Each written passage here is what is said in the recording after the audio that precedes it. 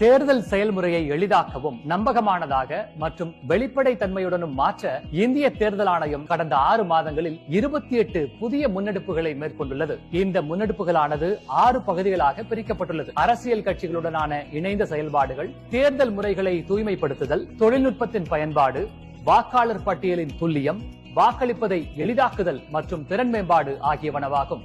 இந்த பகுதியில் சிறப்பு வாக்காளர் பட்டியல் திருத்தப் பணி பற்றி பேசுவோம். சமீபத்தில் முடிவடைந்த 4 மாநிலங்களின் இடைத்தேர்தல்களில் ஏறக்குறைய 20 ஆண்டுகளுக்கு பிறகு முதன்முறையாக இடைத்தேர்தலுக்கு முன்னதாக வாக்காளர் பட்டியல் திருத்தங்கள் மேற்கொள்ளப்பட்டது.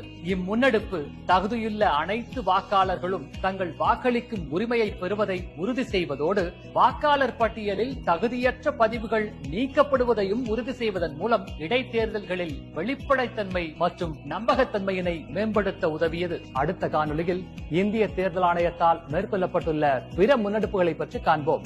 இதுபோன்ற இந்திய தேர்தல் ஆணையம் தொடர்பான மேலும் புதிய தகவல்களுக்கு எங்களது அனைத்து சமூக ஊடக தளங்களை பின்தொடரவும் மற்றும் சப்ஸ்கிரைப் செய்யவும்.